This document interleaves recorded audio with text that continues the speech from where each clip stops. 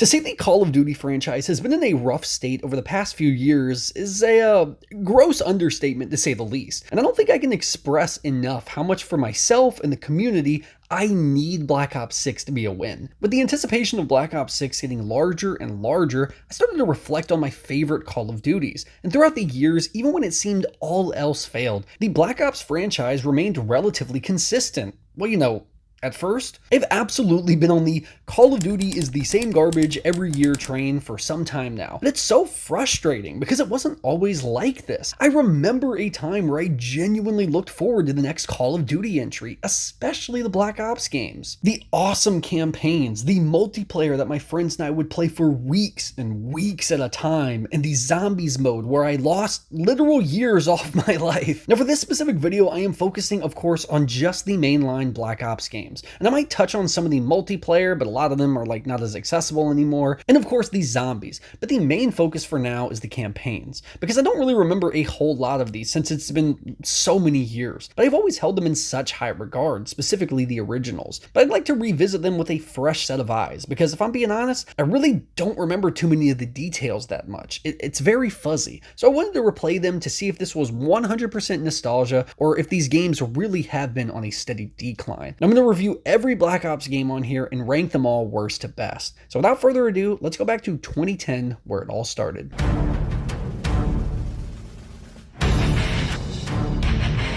Booting this thing back up felt insane. The loading screen, the menu, the soundtrack, everything came rushing back. The numbers, what do they mean?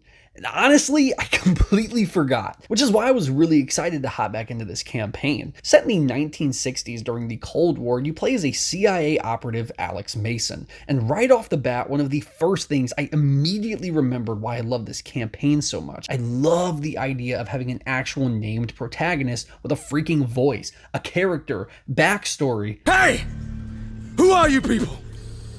What do you want from me? I think these have been heavily missed in the newest installments, and I just wanted to point out for now how much I was immediately sucked in right off the bat. I remember hearing someone say this before, but the idea of being interrogated only works so well because your character can talk back. It'd be really stupid if he was silent. And also just a side note, the menu screen here freaking rips. I remember when I found out you could get out of the chair for the first time, blew my mind. Back to the story. You're immediately in distress, wondering how you got here. You're being interrogated in the entire campaign. You're actually recalling your old missions in order to provide these people with these numbers they desire. We want the numbers, Mason. That's all we've ever wanted. Your first mission, you're introduced to your team with people like Woods and Bowman, and just right out the gate, the action starts. Things are crazy intense, and it just never lets off the brakes. I was surprised how good the gameplay still felt, and coming back to these guns and sound effects for them, it just felt oh so good and brought back so many memories. Now I am replaying this on my new PC that I just recently built, and I was again impressed how well this game still holds up. But we are seen going after Castro and Dragovich right off the get-go, and in less than 20 minutes, we literally see Mason try to assassinate Castro, sacrifice himself, get captured so his friends can remain free. This is just one of the few reasons I love this main character having a voice. Everything just feels so much more impactful so quickly. And we are then introduced to one of my favorite characters in the game, Viktor Reznov, and going full on Prison Break, then jumping to Vietnam. I was just really impressed with the mission variety, the different weapons, special weapons it has you use, the locations. It was all super impressive. And just when I might have started to think it was getting stale, it switches to something completely new. There are also some really fun secrets and Easter eggs, like unlocking the thunder gun in the campaign. The music is also super solid. I love the inclusion of things like Fortunate Son during the Vietnam mission, and I have always liked the aspect of combining real-world events and fiction, and I think Black Ops 6 handles that to perfection. I just cannot stress enough on how much I enjoy the story here. Everything seems to be coming out like a standard Call of Duty for probably like the first, few missions or so. And not that that was remotely bad, it was genuinely super interesting. But once you get to that Chapter 8, Project Nova, everything starts to change. Things unravel, you get to actually play as Reznov, which is amazing. But then there are just so many twists and turns that start to unravel, you're not really sure who to trust. And then we learn that Mason has been imagining Reznov the entire freaking time. It all ends in such an epic set piece with adrenaline at an all-time high. God, Black Ops 1 is just so good, man. And at the very, very end, it ends on such a crazy note that Mason might have been the one to assassinate JFK. Literally, if I had any, and I mean any negatives towards this whole campaign, it's just that the sound effects can genuinely get a little annoying after a while. It's almost like they forgot to use different sound effects, so I hear the same exact gunshots, explosions over and over again. And with a decent headset on, this can get old very quickly, but it still trembles in comparison to what this game gets right, which is quite literally everything else. I just cannot stress enough on how good this campaign was, and I was shocked at how well this thing held up. And all of that positivity, that is just the campaign. Don't even get me started on the multiplayer aspect, which was the absolute gold standard for years to come. It is probably disgusting how many hours I have logged onto this thing. The guns, the maps, the different modes, they were all iconic. And just to briefly touch on the zombies a bit, it's sick.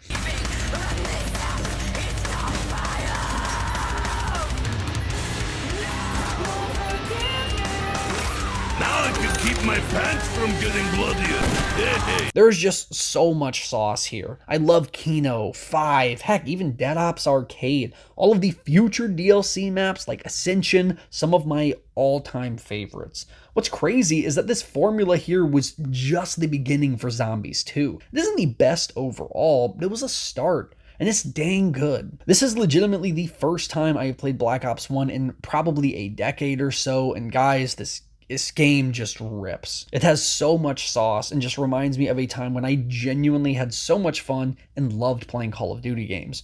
Wow, what a wild concept. There is a full package here with so much content and well worth the full price when it launched. If I had to rate this, it's probably an easy 9 out of 10 and a complete S tier Call of Duty game. Absolutely incredible. Now, I said I didn't remember too much about Black Ops 1, but this next one, boy, did I log some hours onto this game. But again, I've also not played the campaign since its release date, so I'm stoked to jump back into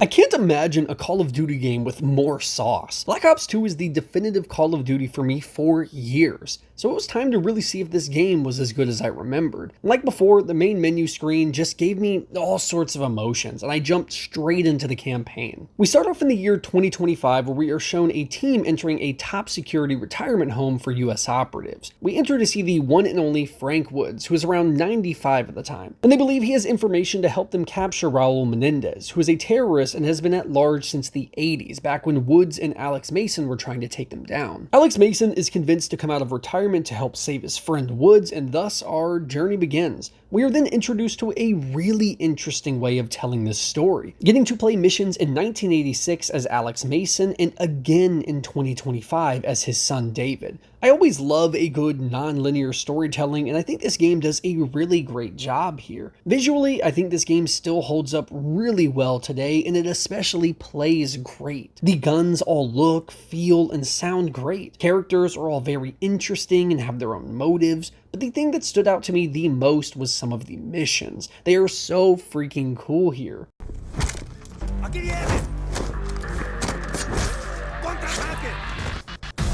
Harper, Karma is not a weapon. She's a girl. I'm sitting. Now, one of the biggest complaints down the line most Call of Duty games have received is it's too futuristic. Nobody liked trying to shoot literal flying enemies in their Call of Duty games, but I think Black Ops 2 struck a perfect balance of futuristic, but not too futuristic. Like in one of the first missions where you are using these sticky gloves, swinging you and your partner back and forth, only to immediately jump off a cliff into a wingsuit section. It just goes so hard, man. And the idea of bouncing back and forth between two timelines helps this a bunch, because of course whenever you are playing as Alex Mason, there's absolutely none of that. So shortly after, we are introduced to the reason Mason was brought out of retirement, Raul Menendez. And I gotta say, I absolutely think this is a fantastic villain for this game. He continues to become more and more menacing as the game progresses. He has such an on-screen presence with great voice acting, just makes for an absolute menace on screen. We also learn Menendez is the reason Woods was captured and was the reason his whole team was killed as well. I think another reason why he is so menacing is because of the reaction Frank has to him. Even when we first see him, he is absolutely messed up. And you can see he has some serious PTSD because of this, man. And he is willing to go to complete extremes to put an end to this. Another thing Black Ops 2 campaign brings to the table is the idea of multiple endings and different decisions to make during the duration of the campaign. We first see this when Mason is trying to resist shooting their prisoner, and you can either resist or give in. I think this is a really cool concept and works to great lengths considering the decisions that have to be made later in the game, and some are not as clear as others. Now fast forward a little and we are actually seen playing as Menendez. This was definitely something I did not remember playing all these years ago, and I thought this was super cool and compelling. We get to see a little bit of his rationale as Frank throws a grenade killing his sister and Menendez himself. Well, so they thought. And after some time, we see him actually resurface again to unleash absolute carnage. Now, speaking of those decisions I talked about just a minute ago, there is a huge one in this chapter. You see somebody with a bag over their head, and you are tricked into believing that this is actually Menendez, but only to find out after you shoot your shot, this is your closest friend, Alex Mason. And my jaw was on the floor when I played this again. Now, it turns out you can actually just wound Alex as well, but again, I feel most people's first playthrough will just end up killing him, like I did this time, unfortunately. But I honestly like this aspect because it just further shows Frank's rage towards him. I mean, he took everything from him, and it just makes for such an interesting story. Now, mind you, all of this is just the backstory for Menendez up until he resurfaces 30 years later, where David Mason and his team try to take him out. Now, I'm not going to do a complete recap of the entire story, but man, it is just so good. Now, truth be told, I do think I prefer the overall story of Black Ops 1 just a little bit more, but this is not bad by any means. In fact, I still think it is excellent. I just think it falls a little short compared to the amazing story of Black Ops 1. But what I will say I prefer over 1 is the actual missions themselves. I just think they are so much cooler here. The set pieces, the slow-mo action scenes, I mean, just look at this.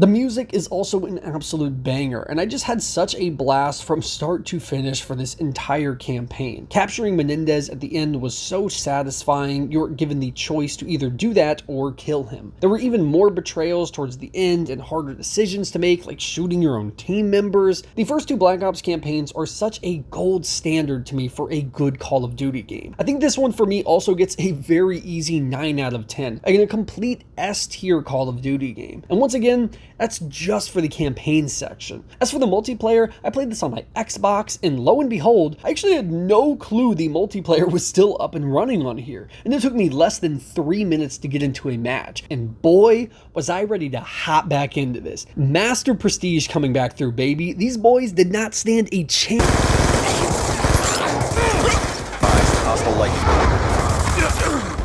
Okay. Maybe it's been a while. Now, I played this for years and years, and I thought this multiplayer was phenomenal, with great maps, guns, game modes, and I still absolutely think that to this day. Just another banger for Treyarch. Now, when it comes to these zombies, funny enough, this one's interesting, because when it first launched, I think you could say these zombies were pretty decent. Now, I myself did actually like Transit, probably much more than most people, but it definitely had its problems. But when it comes to the DLC maps, dear God, you are talking about all-timers here. Buried, Mob of the Dead, Origins, some of the best Call of Duty Zombies maps we've seen, full stop. This was the beginning of Black Ops Zombies growing into masterpiece level territory. Easter eggs, phenomenal. The gameplay, the weapons, the new wonder weapons, the maps, they had so much sauce, and oh my god, I could talk about it all day long. Literally without going into detail for 5 hours on how much I love Black Ops 2 Zombies, just know this is as legit as they come. All the DLC maps were just top tier. Once again, making Black Ops 2 the complete package, man. This is exactly what you would expect from a full price AAA Call of Duty game. Packed to the brim with high quality content, Black Ops 1 and 2 are the certified real deal. And look, we know this. This is not news, it's not groundbreaking, it's no surprise to anybody. But now it is time to jump into a Black Ops game where I have much more mixed feelings, along with, everyone else.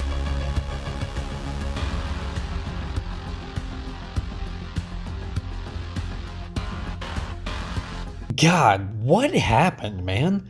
Your balls drop off? It seemed like such an easy layup. Where did we go wrong? The first two games laid such an incredible foundation, and this one just took a complete 180 and abandoned the winning formula. Now, it might already sound like I hate this game. Truth be told, I really don't. I think Black Ops 3 has a ton of really interesting ideas and does some things exceptionally well. But overall, I think it just proposes a lot of interesting ideals but fails in a lot of the execution. Let's go ahead and jump into what is my least favorite aspect of this whole package, the single-player campaign. Taking place in 2065, we are introduced to the strongest protagonist of the Black Ops franchise to date. His name?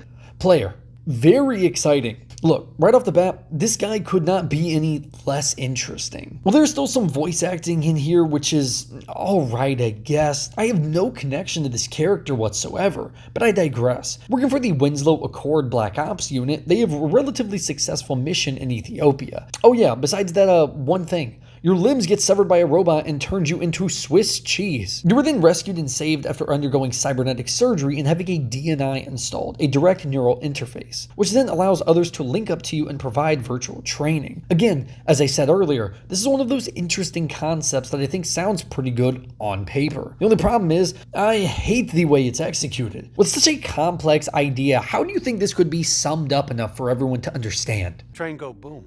I mean, we have already had crazy exposition dump, convoluted plot, some of the least interesting characters, and boring dialogue of the entire Black Ops franchise, and we're only on mission 3. I remember the first two games start off with such a bang, such a great setup with characters that are actually interesting, and very fun and engaging levels right off the bat. And this one just falls so short of the rest. Then when it comes to the visuals, I was genuinely very surprised with how well this game still looks today.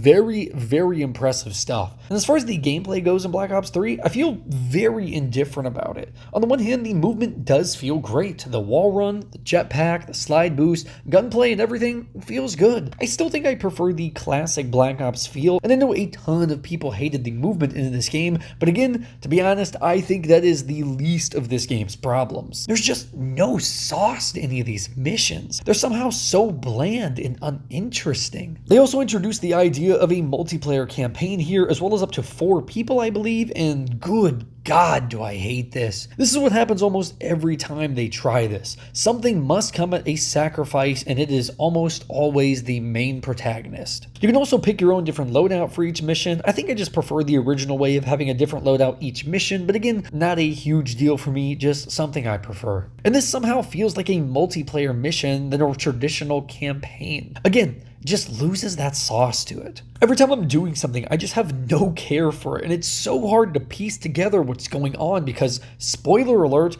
the campaign is actually not in chronological order. Now, this seems like an interesting idea, of course, but once again, lies in the execution, and I just didn't think it was pulled off too well. I was always someone who liked the idea of Call of Duty's having their own twist on history, very similar to Black Ops 1. It just makes everything feel relatively grounded and gives us, the player, something to connect to. Now, I am not saying this has to be done, of course, to create a good campaign, but it certainly helps. And that, of course, is all missing here. I could go into heavier details as far as the specifics of the story and the actual campaign, but genuinely, you'd be better off to read anywhere else online that can explain the story better than the actual game can. And that's a huge problem. I like a lot of the different set pieces, locations, sure, but there's just no connection to me personally. I hate to say I genuinely struggled getting through this one, which is insane because I couldn't put the first two down. If you love and understand Black Ops 3's storyline, I am super happy to hear that, and more power to you. But this unfortunately was not for me. Now when it comes to the multiplayer aspect, I have no clue if it's a hot take,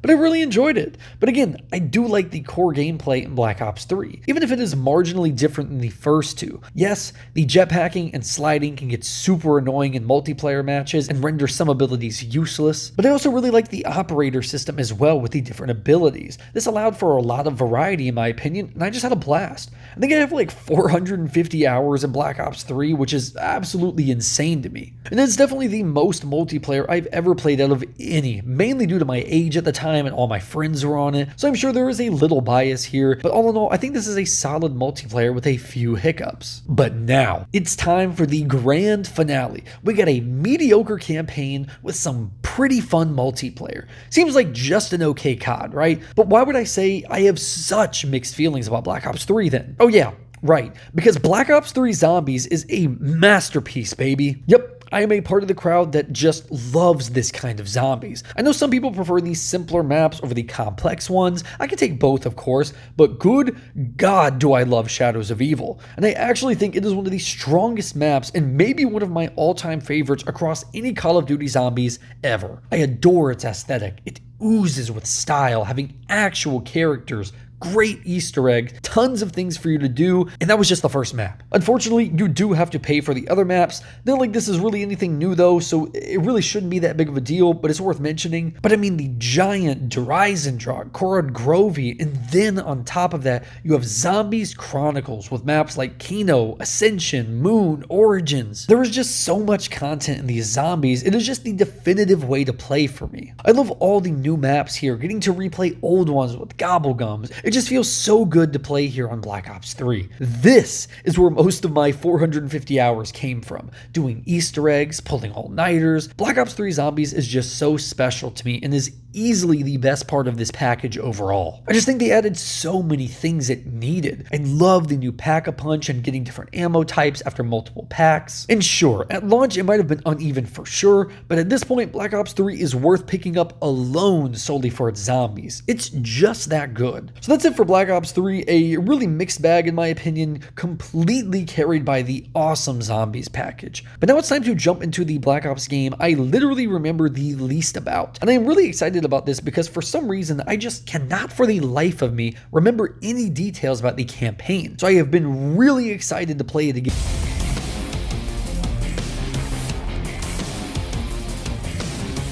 Okay, just booting her up, looking for the that's odd. Must have not downloaded it or something. Multiplayer, zombies, blackout, camp. Wait a second.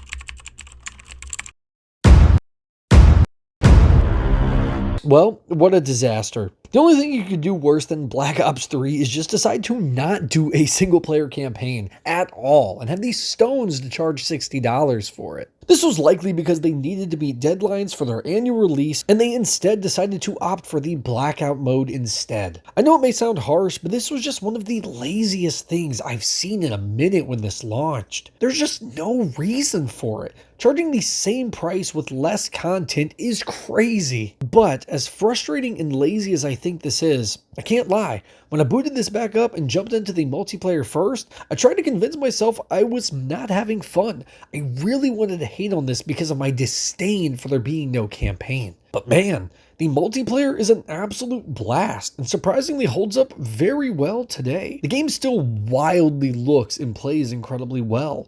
I very much like the different class options to choose from, really allowing for the gameplay to be mixed up. We kind of saw this idea in Black Ops 3 and it's expanded upon in here.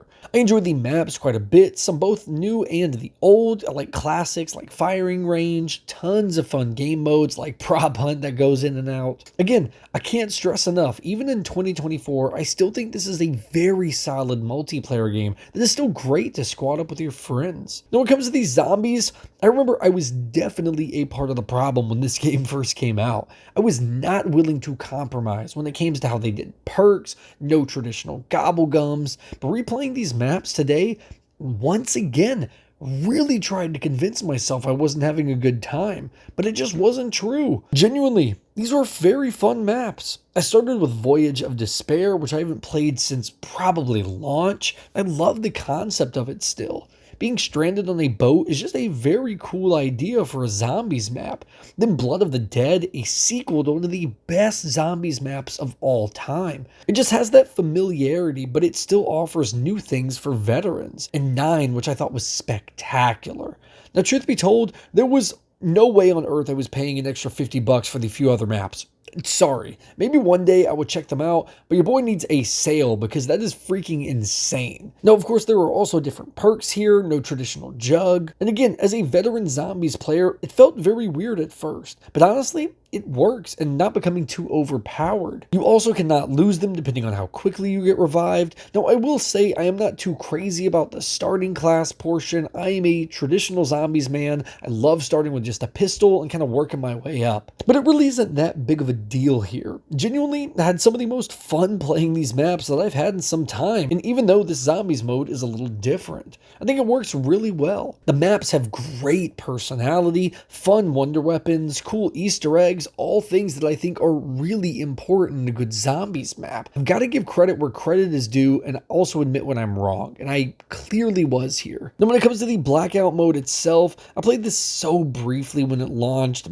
God, was I obsessed with Warzone when it first came out, and honestly, I definitely tired myself out of it, so revisiting Blackout really just... it wasn't that crazy for me. I've heard a lot of people say they really like it, some even more than Warzone. I like the idea of getting different attachments and things from the ground, kind of like your sights, your barrels. Again, a lot of cool ideas. Just really not into this anymore. Maybe if I played this like a year and a half ago, I would have had a much different experience. But I still would have much preferred a single player campaign. That's pretty much all I got on Black Ops 4, but let's get into what has been the biggest surprise while revisiting this series so far.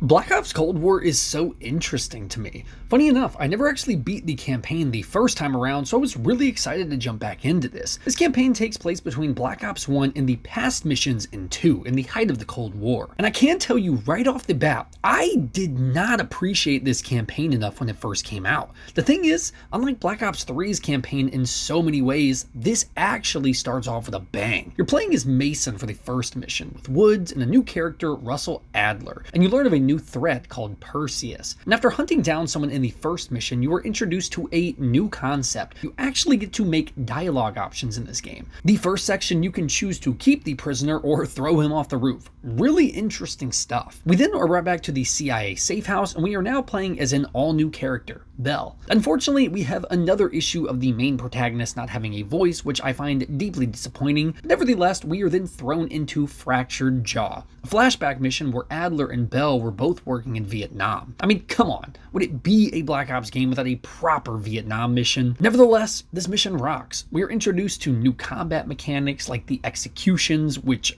bang, and if you hold R3, you can use enemies as human shields, execute them, place a grenade on them, and toss them. I think it is so smooth and it feels great. I mean, we get to shoot a freaking turret while hanging upside down of a flipped helicopter. I mean, come on, this is what I was talking about earlier. Fun missions right off the bat, all gas. And the story is really interesting here too. I love the idea of Ronald Reagan being in here and mentioning things like the Manhattan Project. Like I said before, these things are not needed to make a good COD campaign, but I always think it works to great lengths to help keep these grounded and give us as the player something to actually feel connected to in some way. We then go after a man named Volkov and learn Perseus is smuggling nukes through East Berlin. We get to make the decision on whether he lives or dies as well. And as much as I do not like having a character with no voice, I do think these choices are pretty cool. Fast forward a lot and we get to this awesome mission where we play as an undercover Russian spy. You have to get this key to let your boys in, and you can go about that and do it in so many different ways. Now, usually I do hate these slower stealth only missions, but this one was just so tasteful in my opinion. It just had me really strategizing, so I thought it was excellent. You could choose to poison the guy, or you could go to a prisoner, learn information about his family, exploit that, and make him do the murder. And you can pretty much end up walking away scot-free. Again, it's just very many different ways that you can go about it. I thought it was awesome. Only to fast forward some more and learn the big twist of this game. You've actually been brainwashed by Adler. They found you almost dead, reprogrammed you, and like BioShock, used a phrase to keep you in line. We've got a job to do.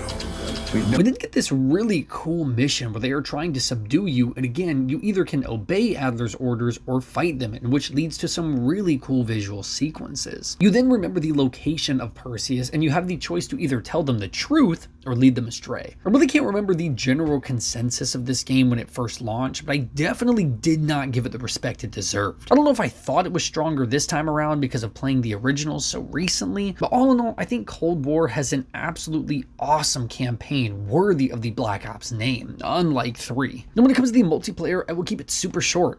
It's a COD multiplayer. Nothing crazy stuck out at me. I don't hate it. I don't love it. I just feel it doesn't really do anything that interesting. The zombies I feel so indifferent about. And while I do not hate some of this, it just definitely strays from the OG zombies a little bit more than I would like. Now, nothing like the Warzone Modern Warfare 3 zombies at all, but it goes off just a little bit more than I'd like. I played a lot of Forsaken and Martyr Toten when they released, mainly because I was just so desperate to play some zombies again. And they were fine. Gunplay is good. I do like that there is an Easter egg and, wonder weapons, and at least the maps have some personality. I mean, it's not as near as good as most of any of the other games, but once again, not so bad that it just feels like Warzone. Again, I'm not crazy about the class starting, the exfil. These are just things I don't really love in my zombies games. Firebase Z, I played for a bit. Again, I think this zombies is pretty good, just very easily the weakest of the entire Black Ops franchise. But at least I think this game more than makes up for that in a great single player campaign. So now we have officially re-reviewed every single Black Ops campaign so far, so let's rank them from my least favorite to most. And for this part, I am just sticking to the campaigns alone. I know I touched on some of them in each video, but for this bit, I am just making the campaigns the sole focus. These will be super brief because I've already explained why I love or don't love each of these campaigns so much. So we have Black Ops 4 in 5th place.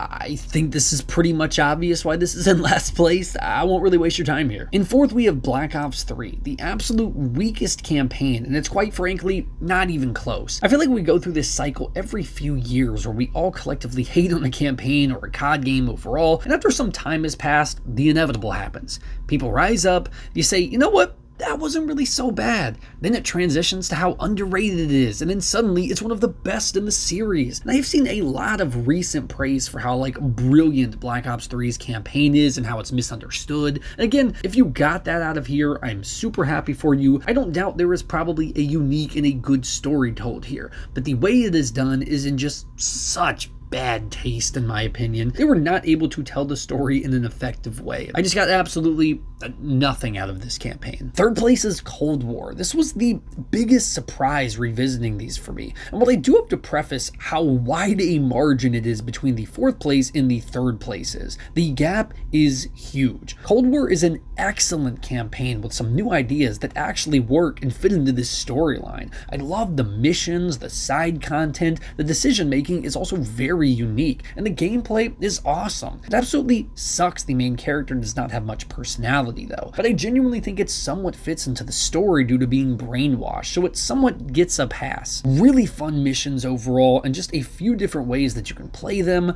Just a really solid Black Ops campaign. I kept tossing this one back and forth, and I feel like I could justify either one, but I'm going to put Black Ops 2 in 2nd place. This is just one of the best COD campaigns to me. Really excellent storytelling. I love the jump between the past and future missions. It allows the story to give you a taste of that futuristic stuff while still keeping everything relatively grounded. A super awesome villain with Menendez. Great characters in here. Gosh, Black Ops 2 is just going to remain as one of the best Call of Duty campaigns for a very long time, I think. I've always had fond memories of Black Ops 1, but it has been so long since I've replayed it. But I was really worried it would not live up to how I remembered it. But nope, it really just is that good. And I think the narrative here is just a complete step above the rest. I love Mason, Woods, Reznov, the crew. It's just so much fun. Awesome missions, really great twists in the story. It's just so interesting right off the bat, and it continues throughout the entire campaign. I love how it's intertwined with actual history. Just, man, what a freaking rock solid single player campaign. Black Ops 1 is easily some of the best of the entire Call of Duty franchise. So there it is. I had an absolute blast replaying these, and some of them I have not played in almost a decade now, so I really enjoyed this. I hope that Black Ops 6 can live up to the hype and deliver us a really solid campaign on the levels of Black Ops 1 and 2. I am also very curious to see where this one will rank amongst the others as well. Let me know in the comments what your personal ranking of the Black Ops franchise are. Make sure to like and subscribe, and yeah, we'll see you in the next one.